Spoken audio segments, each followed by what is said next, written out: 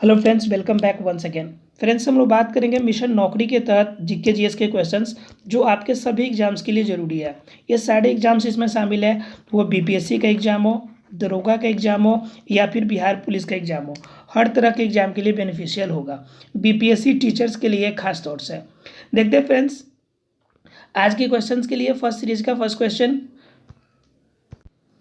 देखते हैं। First question की बात तो फर्स्ट क्वेश्चन हमसे पूछता है कि इनमें से कौन सा पदार्थ तंबाकू में मौजूद होता है। तो तंबाकू में मौजूद की बात करें फ्रेंड्स, तो ये है निकोटीन। और निकोटीन है जिसकी वजह से आपको प्रॉब्लम क्रिएट होती है, जिनसे आपकी मस्तिष्क डायरेक्ट तंत्रिका तंत्र को प्रभावित करता है, ध्यान रखिएगा। और तंबाकू की बात करें तो इसको बचाने के लिए 31 मई को परमाणु निषेध मनाया जाता है।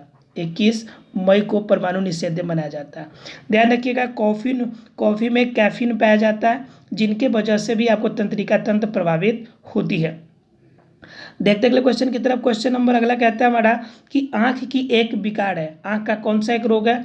तो निकट दृष्टि दोष जो है आंख का रोग है, जिसे मायोपिया भी कहा जाता है। और इसके उपचार के लिए कौन सा लेंस इस्तेमाल किया जाता है? तो अवतल लेंस इनके उपचार के लिए इस्तेमाल किया जाता है, अवतल लेंस, ठीक है।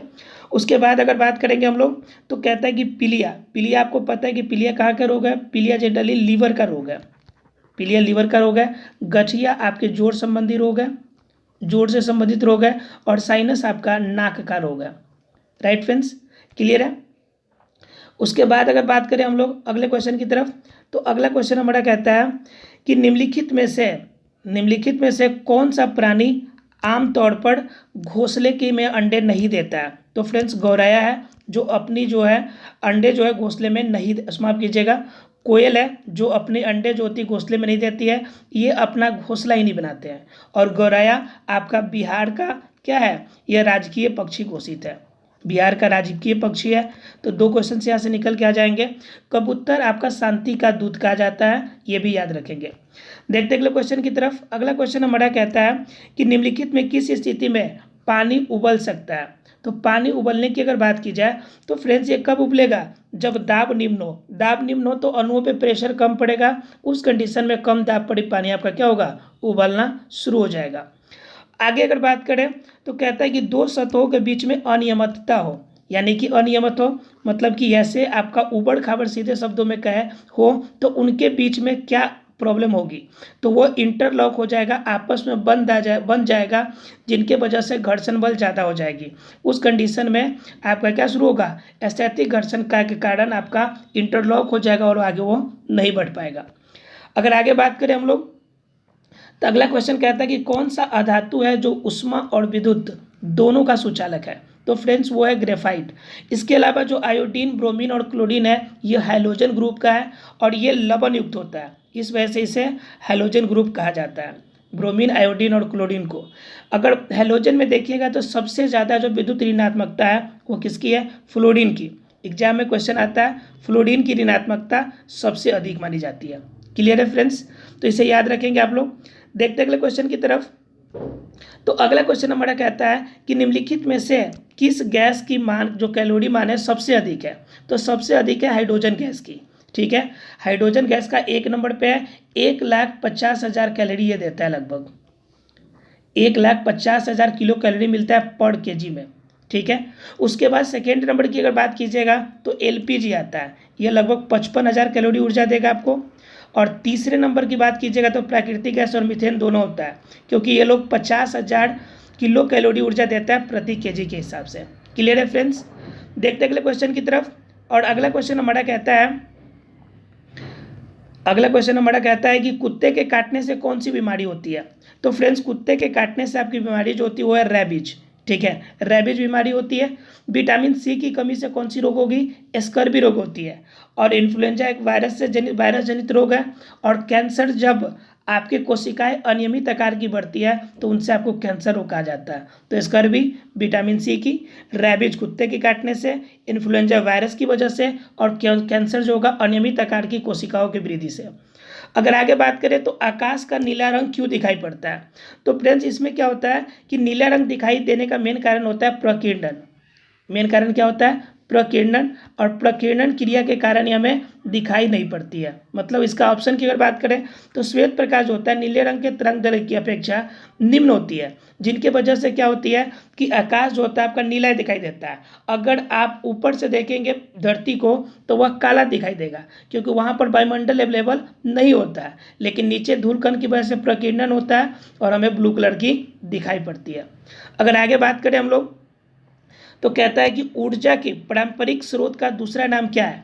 तो ये दूसरा स्रोत पूछा है, पहला पूछता है तो नवीकरणीय स्रोत, और दूसरा पूछ रहा है तो हमारा क्या हो जाएगा, गैर नवीकरणीय स्रोत, जो फिर से उत्पादन न किया जा सके आसानी से, जैसे कोयला हो जाएगा, पेट्रोलियम हो जाएगा, ये फिर से उत्पादन जल्दी नहीं हो सकता। और नवीकरणीय स्रोत में कौन आ जाएगा, सूर्य आ जाएगा, ठीक है, पवन आ जाएंगे, ये सब इसके अंतर्गत आ जाएगा। देखते हैं आगे की अगर बात करें तो अगला कहता है कि किसकी कमी से स्कर्वी रोग होता है। तो स्कर्वी किसकी कमी से, विटामिन सी की कमी से, ऑप्शन नंबर सी। और विटामिन के की कमी से कौन सा रोग होगा तो रक्त का थक्का नहीं बनेगा, रक्त में जो थक्का बनता है उनमें कमी आएगी। और आपका विटामिन के कहाँ से मिलेगा, फूल गोभी से मिलता है। विटामिन डी की कमी से कौन सा रोग होगा, तो विटामिन डी की कमी से रिकेट्स होता है, जिनसे आपका हड्डी का विकास प्रॉपर तरीके से नहीं हो पाएगा। विटामिन ए की कमी से रतौंधी नामक रोग होगा। क्लियर फ्रेंड्स, देखते अगले क्वेश्चन की तरफ। और अगला क्वेश्चन कहता है कि काली खांसी को और किस नाम से जानते हैं। तो काली खांसी को हम लोग पोटियस के नाम से जानते हैं, पोटिसिस के नाम से जानते हैं। पोटिसिस के नाम से जानने के पीछे रीजन भी है, क्योंकि ये क्या है आपका वर्डेटेला पोटिसियस जो है कुकुर खांसी की वजह से होता है, ठीक है, रूबेला वायरस जनित रोग है, ठीक है। और उसके बाद अगर बात करेंगे मम्पस अर्थात कि कंठमाला जिसे कहते हैं, ये भी विषाणु द्वारा होने वाला एक रोग है। क्लियर है। वेरियोला भी एक क्या है, वायरस जनित रोग है। देखते हैं आगे अगर बात करें मशरूम, मशरूम क्या है, तो मशरूम एक प्रकार का कवक है जिनमें क्या पाया जाता है, प्रकाश संश्लेषण की क्रिया नहीं होती है, यानी कि जो हरे रंग का नहीं होता है। क्लियर है फ्रेंड्स।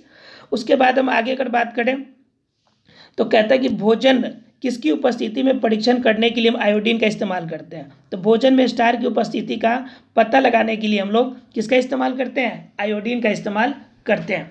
इसमें क्या होता है कि आयोडीन की वजह से आपका इसका कलर जो होता है ब्लू कलर का हो जाता है। कैसा कलर होता है, आयोडीन डालने के बाद कलर चेंज हो जाता है ब्लू, जिनसे हम पता लगा पाते हैं कि इनमें स्टार्च की मात्रा है या नहीं है। क्लियर है फ्रेंड्स।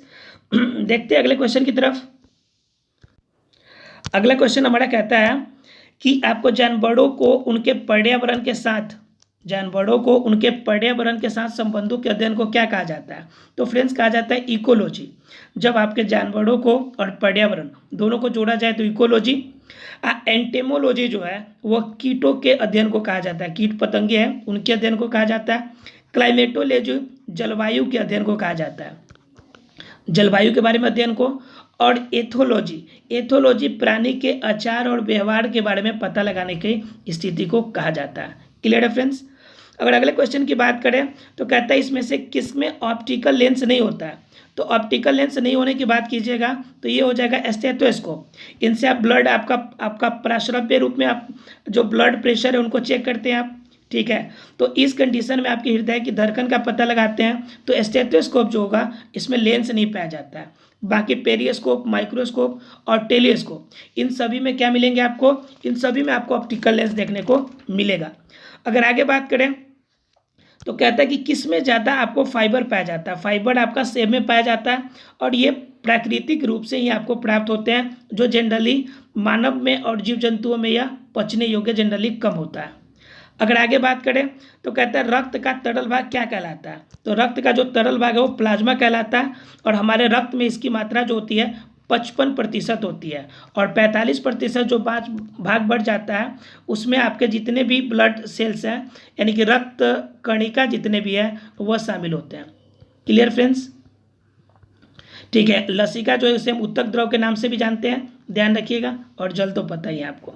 उसका बाद कह रहा है कि कौन सा पोषक तत्व भंजन के पश्चात अधिकतम ऊर्जा देगी।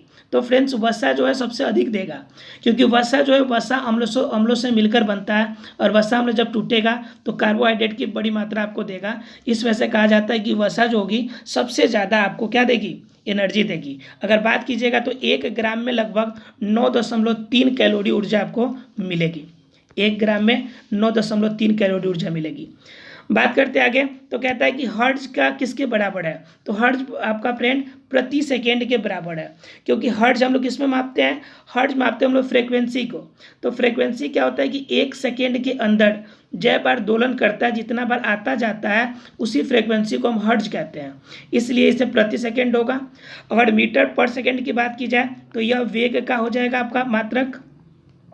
अगर मीटर पर सेकेंड स्क्वायर कीजिएगा तो त्वरण का मात्रक हो जाएगा, और सेकेंड का बात कीजिएगा तो यह समय का मात्रक हो जाएगा। क्लियर फ्रेंड्स, देखते अगले क्वेश्चन की तरफ। और अगला क्वेश्चन हमारा कहता है कि सोडियम में संग्रहित किया जाता है, तो सोडियम में क्या संग्रहित किया जाएगा, यानी कि सोडियम कहाँ पे संग्रहित किया जाता है, तो मिट्टी के तेल में, क्योंकि इसमें O2 नहीं पाया जाता है, इस वजह से इसे संग्रहित किया जाता है। सोडियम सबसे मुलायम आपका धातु होता है, जिसे आप चाकू से भी काट सकते हैं, राइट फ्रेंड्स, और अभिक्रियाशीलता में भी आगे होता है, बहुत ज़्यादा अभिक्रियाशील होता है। अगर आगे बात करें तो कहता है किस बीमारी के रोकथाम में साल्क वैक्सीन का इस्तेमाल किया जाता है, तो साल्क वैक्सीन का इस्तेमाल किसके लिए किया जाता है, पोलियो के लिए किया जाता है। बाकी खसरा, आपका खसरा का जो स्टार्टअप हुआ था 1973 में, आपका इनके लिए आपका वैक्सीन फर्स्ट टाइम बना था, ठीक है, लेकिन 2005 में खसरा, छोटी माता, बड़ी माता सबको मिलाकर एक आपकी नई वैक्सीन बन के आई है, जिसे हम लोग कहते हैं MMR, ठीक है। इसमें खसरा, छोटी माता अर्थात मीसिल्स, मम्स, रूबेला, ये सभी तरह की आपकी जो प्रॉब्लम होती है सबसे बचने का आपका एक ही टीका लगाया जाता है, और पोलियो कौन सा है, साल्क वैक्सीन लगता है। BCG का टीका किसके लिए लगता है, तो TB के लिए लगता है, सबको पता होना चाहिए। हेपेटाइटिस B के लिए हेप बी लगता है, हेप बी, राइट फ्रेंड्स। और DTP तो पता है आप लोग को कि डिप्थीरिया, टेटनस और आपका पर्ट्यूस यानी काली खांसी के लिए लगाया जाता है, ठीक है। देखते हैं अगले क्वेश्चन की तरफ। तो कहता है एक तरल जल जो है द्वारा गैस में परिवर्तित होने की प्रक्रिया को क्या कहते हैं, तो वाष्पीकरण कहते हैं। जब जल गैस में बदलेगा तो उसे वाष्पीकरण कहेंगे।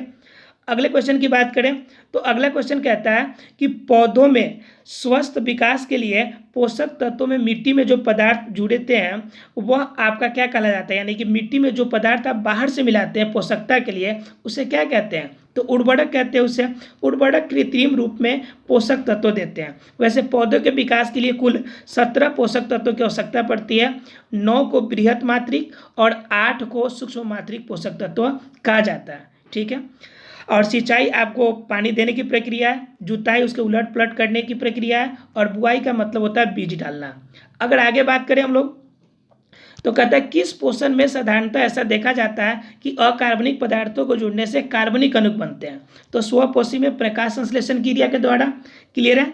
इसके अंदर क्या होता है कि वायवीय पोषण और अवायवीय पोषण दोनों कार्य होते हैं स्वपोषी में, राइट फ्रेंड्स। और आपका परपोषी दूसरे पर डिपेंड रहता है। उसके बाद कहता है आपका ट्राइग्लिसराइड्स क्या है, ट्राइग्लिसराइड्स एक प्रकार का क्या है, वसा का रूप है, ठीक है। और इनसे आपको ऊर्जा बहुत ज़्यादा मिलती है। अगर इनकी मात्रा ज़्यादा बढ़ जाए तो आपका हार्ट अटैक आने की शंका ज़्यादा होती है, ध्यान रखिएगा। इसका नाम है ट्राइग्लिसराइड्स। उसके बाद कहते हैं निम्नलिखित में से कौन सा ऊर्जा का एक पारंपरिक स्रोत है, तो पारंपरिक स्रोत का मतलब जीवाश्म ईंधन या फिर आपका पुराना स्रोत सबसे तो कोयला है। इसमें कोयला आपका पेट्रोलियम में सभी शामिल है इसमें, तो कोयला इसका पारंपरिक स्रोत के रूप में आपका आ जाएगा। क्लियर है फ्रेंड्स। बात करेंगे अगले क्वेश्चन की तरफ। तो कहता है कि पानी में क्लोरीन की गोलियां जो है मिलाकर या क्लोरीन की गोली या क्या मिलाकर हम क्लोरीनीकरण कर सकते हैं, यानी पानी को शुद्ध कर सकते हैं। तो इसमें ब्लीचिंग पाउडर मिला देंगे तो भी आपका क्या हो जाएगा, शुद्ध हो जाएगा, ठीक है। लेकिन बाकी साधारण नमक, बेकिंग सोडा और हल्दी पाउडर से आपका पानी शुद्धिकरण की मात्रा नहीं होती है, इसका आप ध्यान रखेंगे। क्लियर है फ्रेंड्स। इसके अलावा अगर आपको पानी की शुद्ध करना है तो गांव घरों में KMnO4 अर्थात कि पोटेशियम परमैंगनेट का भी इस्तेमाल भी हम लोग पानी को शुद्ध करने में करते हैं, जिसे लाल दवा के नाम से भी जाना जाता है, ठीक है। देखते अगले क्वेश्चन की तरफ। तो कहता है निम्नलिखित में से किसमें द्विबीजपत्री बीज है, तो द्विबीजपत्री का बात कीजिएगा तो गुलाब में, ठीक है। इसके अलावा अगर बात कीजिएगा तो किसमें, डेजी में मिलता है आपको, ठीक है। इसके अलावा ये जितने भी है चावल, घास और मक्का, ये सभी में एक बीजपत्री पाए जाते हैं, ठीक है। आगे की अगर बात करें तो निम्नलिखित में से किस रसायन का उपयोग सूक्ष्म जीवों के विकास के रोकथाम के लिए परीक्षा के रूप में किया जाता है। तो रोकथाम के लिए परीक्षा के रूप में अगर बात कीजिएगा तो वह है सोडियम हाइड्रोजन कार्बोनेट, जिसे हम लोग क्या कहते हैं, जिसे सोडियम बाइकार्बोनेट के नाम से भी जानते हैं। इसके अलावा इसे खाने वाला सोडा के नाम से भी जानते हैं, और ये आपका अग्निशामक के रूप में भी इस्तेमाल किया जाता है। ठीक है, अर्थात कि ये बहुत रोगों में आपका उपयोग किया जाता है। त्वचा के लिए आपकी दवा, अर्थात कि त्वचा संबंधी दवा का भी इस्तेमाल इनसे बनता है, ध्यान रखिएगा। अगर आगे बात करें तो एजी टेस्ले 1935 में किसका प्रतिपादन किए थे, तो पारिस्थितिकी तंत्र के बारे में इन्होंने बताया था। कब? 1935 में। हालांकि आपका पारिस्थितिकी जो वर्ड है, जो इकोलॉजी वर्ड है, इनकी आपकी शुरुआत हिकेल ने 1866 में इस वर्ड का यूज किया था इन्होंने, लेकिन वास्तविक रूप में जो जनक के रूप में माना जाता है एजी टेस्ले को माना जाता है। राइट फ्रेंड्स, अगर आगे बात करें हम लोग तो कहते हैं निम्नलिखित में से कौन एक कोशिकीय जीव नहीं है, तो यह पादप जो एक कोशिकीय जीव नहीं है, ये तो बहुकोशिकीय है। शैवाल, बैक्टीरिया और प्रोटोजोआ क्या है, एक कोशिकीय जीव है। अगर आगे बात करें तो कहते हैं निम्नलिखित में से कौन जड़ नहीं है, तो फ्रेंड्स आलू जो है आपका जड़ नहीं है, ये तो आपका क्या है, तना है। इसके अलावा हल्दी हो गया, अदरक हो गया, उसका प्याज, लहसुन, ये सभी किस में आते हैं, ये सभी तना के कैटेगरी में आते हैं।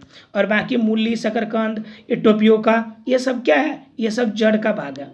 उसके बाद कहते हैं हम लोग कि आपका निम्नलिखित में से कौन सा परजीवी पौधा है, परजीवी मतलब दूसरे जीवों पर रह सके, तो यह आपका अमड़ बेल जो है यह दूसरे पौधों पर रह के अपना जीवन यापन करता है, क्योंकि इनके पास पत्तियां ग्रीन कलर की नहीं पाई जाती है। एक बात यहाँ से ध्यान रखिएगा कि जो पीपल है सबसे ज़्यादा ऑक्सीजन इस्तेमाल करता है, इसलिए रात्रि के समय पीपल के पेड़ के नीचे नहीं सोने की अनुमति दी जाती है। अगर आगे बात करें हम लोग तो अगला क्वेश्चन हमारा कहता है, अगला क्वेश्चन कहता है कि पत्ती के सिराओं और छोटी सिरिकाओं और सिराओं को मिलाने के बाद क्या बनता है, तो फ्रेंड्स सिरा विन्यास बनता है। ठीक है, इनके सिराओं और छोटी सिराओं को मिलाने के बाद सिरा विन्यास बनेगा। उसके बाद कहता है कि बौद्ध, हिंदू और जैन शैलाकृति किस गुहा में आपका शामिल है, अर्थात कि किस गुफा में आपका शामिल है, तो फ्रेंड्स ये कौन सा गुफा है, तो एलोरा की गुफा। एलोरा की गुफा में बौद्ध, हिंदू और जैन इन सभी के मिलाकर लगभग 34 आपकी जो शैलाकृतियाँ अवेलेबल है। और ये कहाँ अवेलेबल है, तो महाराष्ट्र में आपका अवेलेबल है। क्लियर है फ्रेंड्स, ये कहाँ है, महाराष्ट्र में। उसके बाद हम आगे बात करेंगे तो कहता है कि शिवाजी ने मुगलों को अपने 3/4 राज्य किस संधि में दिया है, तो फ्रेंड्स ये पुरंदर की संधि जो कब हुई थी, 1665 ईस्वी में।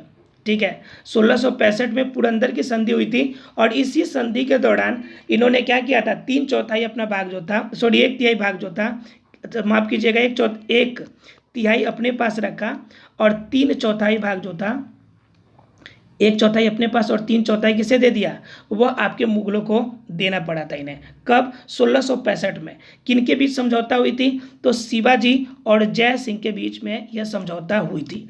तो जय सिंह कौन था, तो आपका औरंगजेब का सेनापति था। ध्यान रखिएगा आप लोग, जय सिंह के बीच में हुआ था। एग्जाम में क्वेश्चन पूछता है शिवाजी और किन के बीच में यह समझौता हुआ था। आगे अगर बात करें तो कहता है कि प्रारंभिक हड़प्पा स्थलों में खेत के साथ साथ 2 फसल कहाँ मिलते हैं, तो हमें मिलते हैं कालीबंगा में। कालीबंगा कहाँ है, राजस्थान में है, और आज भी उन क्षेत्रों में इस तरह की कृषि की जाती है, इसे याद रखिएगा। धौलावीरा, धौलावीरा भी आपका फेमस है, और धौलावीरा किस लिए फेमस है, तो यहाँ पे जल प्रबंधन की व्यवस्था जो थी बहुत अच्छी मानी जाती है, और इसके लिए फेमस है। क्लियर है फ्रेंड्स, आगे देखते हैं। कहता है किस प्रणाली में व्यवस्थापिका का राष्ट्रपति से पृथक व स्वतंत्र अस्तित्व होता है, यानी व्यवस्थापिका अलग और राष्ट्रपति का अधिकार अलग, यह अध्यक्षात्मक में होता है। ये आपका व्यवस्था यूएसए में आपको देखने को मिलेगा। लेकिन संसदीय व्यवस्था में क्या होता है कि दोनों के बीच आपका एकदम क्या होता है कि एक दूसरे के बीच में सामंजस्य बैठता है। वह सामंजस्य प्रणाली किस में होता है, संसदीय प्रणाली में होता है। ठीक है, और संसदीय प्रणाली आपका क्या है, सबसे बढ़िया अगर देखा जाए पूरे वर्ल्ड में तो ब्रिटेन में है। हालांकि इंडिया में भी इसका उदाहरण अवेलेबल है। क्लियर है फ्रेंड्स, अगर आगे बात करें हम लोग तो कहता है किस तिथि को संविधान सभा की अंतिम बैठक हुई थी, तो अंतिम बैठक की बात कीजिएगा तो ये 24 जनवरी 1950 था। इसी दिन तिरंगा को शामिल किया गया, इसी दिन आपका गीत को शामिल किया गया, राष्ट्रीय गीत को शामिल किया गया।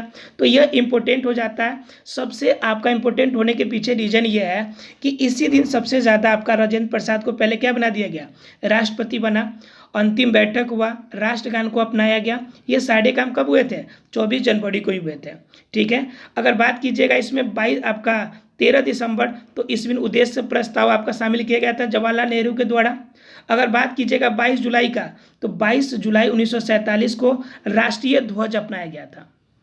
ध्यान रखिएगा, राष्ट्रीय ध्वज कब अपनाया गया था? 22 जुलाई को।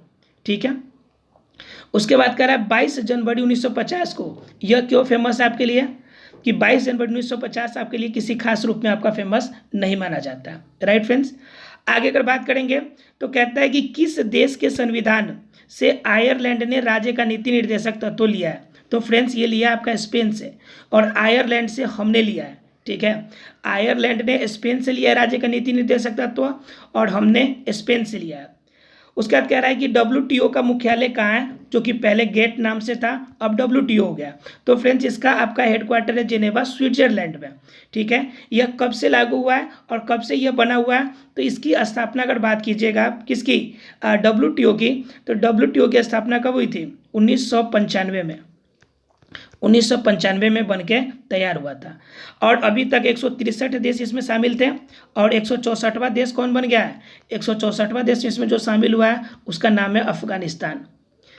जो नया देश शामिल हुआ है किसका नाम है? अफगानिस्तान। ठीक है, यानी कुल अभी तक 164 देश आपके शामिल है किसमें? WTO में। कह रहा है कि विधान परिषद में सदस्यता के लिए एज कितना चाहिए? तो विधान परिषद हो चाहे राज्यसभा हो, इनमें एज कितना चाहिए होती है आपको? 30 वर्ष होती है। ठीक है, लेकिन पंचायत और नगर पालिका के लिए उम्र कितना से चाहिए? सिर्फ 25 वर्ष। लेकिन अगर लोकसभा या विधानसभा में आपको खड़ा होना है तो उम्र 25 वर्ष से काम चल जाएगा। और 35 वर्ष की उम्र की बात करें तो जितने भी राज्यपाल हो गए, राष्ट्रपति हो गए, इनकी पद के लिए आपको 35 वर्ष की उम्र की आवश्यकता पड़ती है। अगर आपका विधान परिषद की बात की जाए, राज्यसभा की बात की जाए, तो इनका कार्यकाल 6 वर्षों का होता है, बाकी सबका 5 वर्ष का होता है। ध्यान रखिए।